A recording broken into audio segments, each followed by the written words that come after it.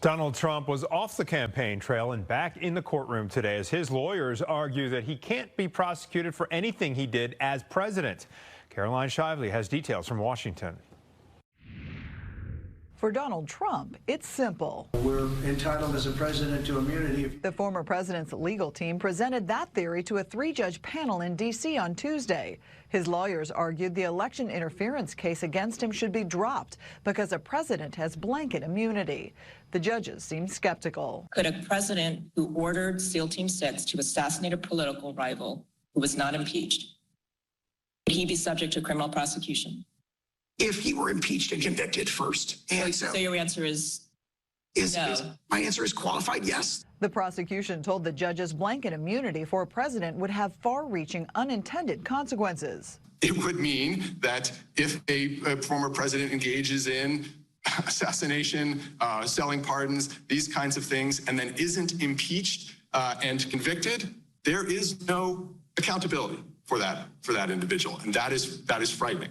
The federal election interference case was set to go to court in March, but is on hold until judges rule on the immunity issue in the next few days or possibly weeks. This case could stop in its tracks dead this summer. The Supreme Court could take it. It's very unlikely that there'll be a resolution before the election cycle. This is also a key week for another Trump trial. Closing arguments are scheduled for Thursday in the civil fraud case against the former president and his company in New York. In Washington, Caroline Shively, Fox 32, Chicago. And joining me now is political science professor Stephen Caliendo from North Central College to break this down. Professor Caliendo, always good to see you. Thank you for being here.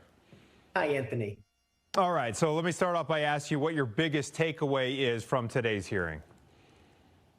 It was really remarkable. I imagine you were geeking out as much as I was. I mean, we had the Marbury versus Madison and John Marshall and the Federalist Papers and all kinds of stuff. I mean, these are really interesting, big arguments and new, novel arguments. What my takeaway, though, was that what the Trump attorneys briefed evolved a bit during the oral arguments to the point where Caroline had just described, where the judges were really pushing them to answer hypotheticals that really didn't make any sense. And so, I mean, to even suggest that a president could assassinate a political rival and consider that to be an official presidential act, and therefore, without an impeachment and conviction, they wouldn't be held accountable, it's preposterous. And so they really went down a really strange path. They didn't have a very strong case before, and I think they have a less strong one at this point. Okay, so can you help us delineate what counts as an official act as president as opposed to an official act as just a regular citizen here? It's a great question, and it has to do with criminality a little bit, and also has to do with whether an act is purely personal. One of the things that was discussed a lot during the arguments today was Clinton v. Jones.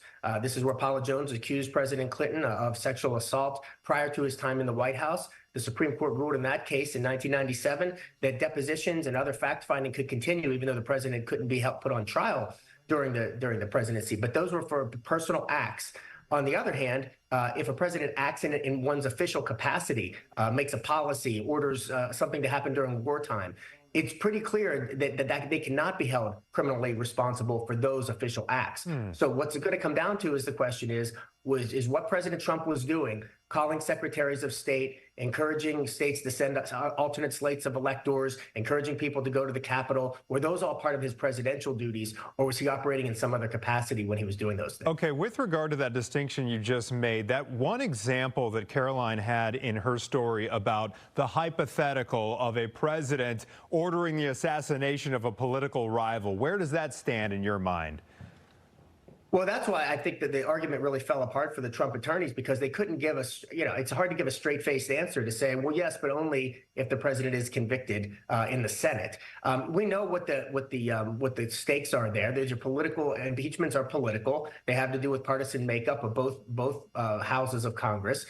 And incidentally, you'll remember, Anthony, when the second impeachment of President Trump was going on, people like the leadership in the Republican Party were saying this should be taken up by the courts. This isn't something for us to decide.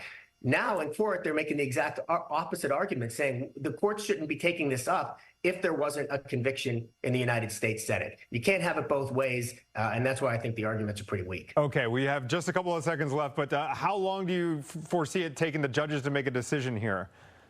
Yeah, it's hard to tell. I mean, I know they're going to want to move quickly. I mean, all of this is accelerated because there's some concern about the timeline and how it will affect the elections.